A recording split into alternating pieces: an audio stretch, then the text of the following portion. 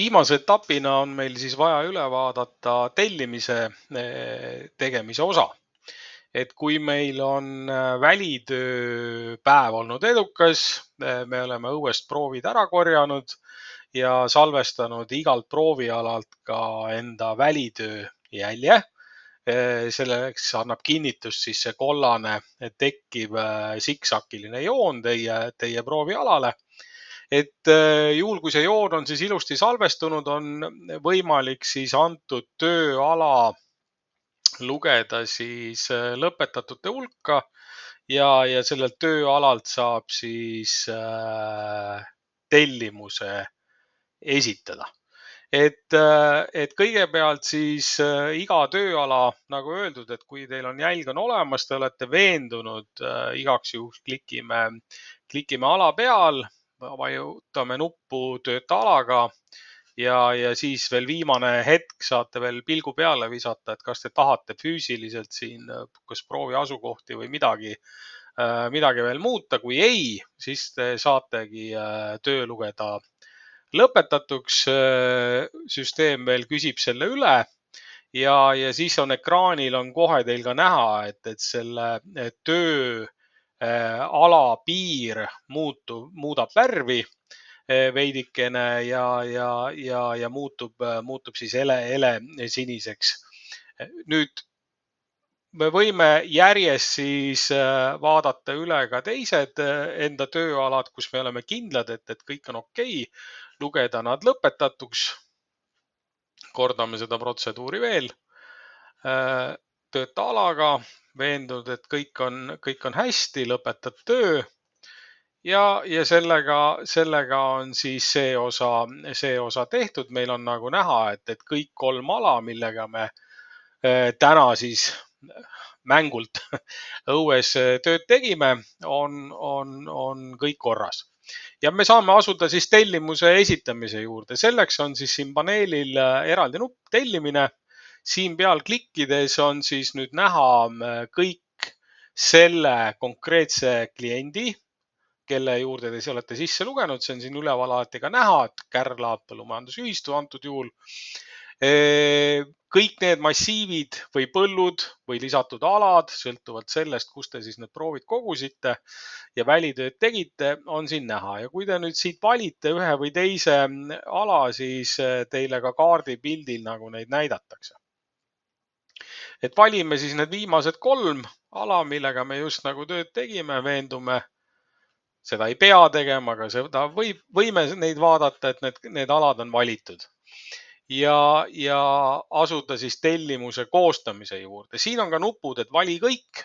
Oletame, et teil ongi üks ettevõte, kellel oli mingi arv proovialasid, kus te tööd ära tegite ühe päevaga, korjasite proovid ära, siis te saate ka siit kasutada nuppu vali kõik, valitakse kõik alad ja saate ühe korraga selle tellimuse ära esitada.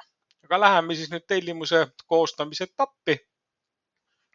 Vajutades nuppu on siis näha, et meil on 3 erinevat põllumassiivi. Igalt massiivilt oleme korjanud teatud arvu proove ja paneeli ülemises osas on siis näha, millise analüüsi te tellimusse lisate. On selleks kas põhianalüüs või täisanalüüs, siis linnutate vastavalt selle kastikese. Võite linnukese muidugi ka üldse ära jätta, kui võib-olla teie klient soovib antud juhul tellida näiteks ainult süsinikuproovi, et võtate siit linnukese välja ja panete ainult süsinikuproovi, et kõik on võimalik. Ja või on vaja lisada ja saate valida siit hoopis mingit lisaanalüüsi. Kui see ei sisaldu näiteks täisanalüüsi juureks, oletame, et selleks on näiteks väävel antud proovi juures, valime selle juurde. Ja kui meil need valikud on siis siin tehtud, on meil võimalik minna siis sellise tellimuse üldinfo juurde, kus on siis 4 kohustuslikku lahtrit alati vaja ära täita. Esimene on tavaliselt vaikimisi täidetud, see on see ettevõte, kes on teie klient, mille te olete nagu avanud, millega te tööd teete, et see on tavaliselt siis aktiivne. Et antud juhul siis testkeskkonnas on meil siis mängult selleks kliendiks Kärla Põllumajandusühistu.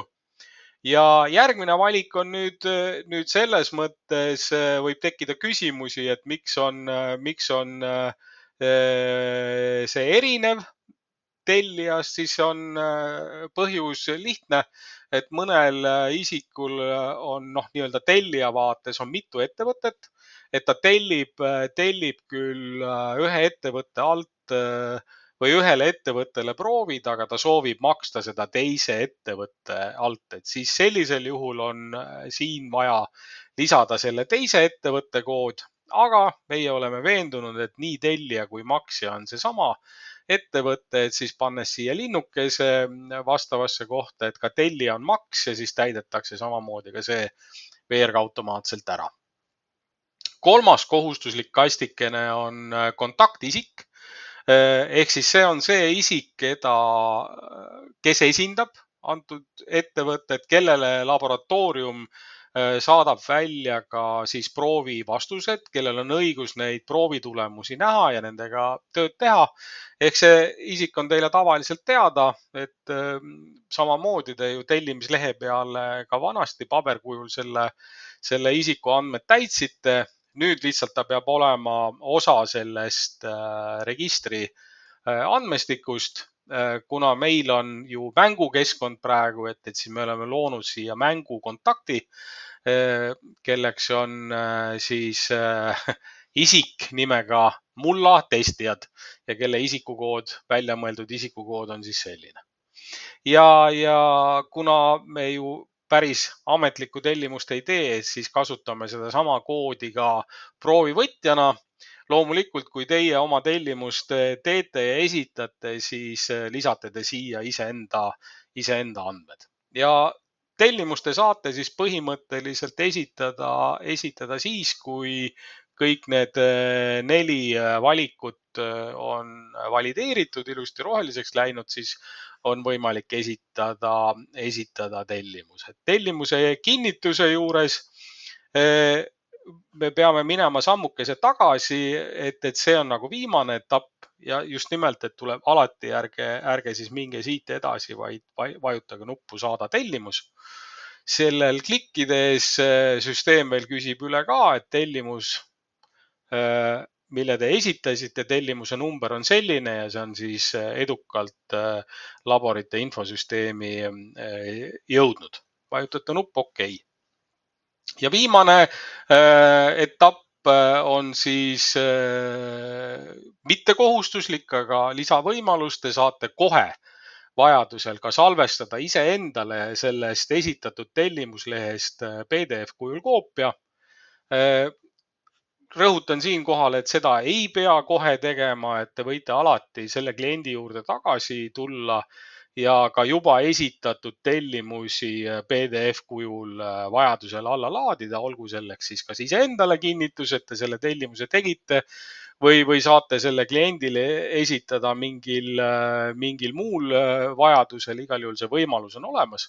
Nii et kui te vajutate nuppu salvesta tellimus PDF failina, siis automaatselt süsteem teile selle tellimuslehe kokku paneb. On see esileht ja tagapool on siis juba proovinumbritega ja teie poolt tehtud valikutega siis elemendid, mis analüüsimisele läksid. Nagu te näete, siin on ilusti ka see lisaanalüüs Päevli puhul lisatud. Ja muud keerukust ei olegi, et sellega siis võime tellimuse etapi tehtuks lugeda ja ongi üks osa meil jälle läbitud.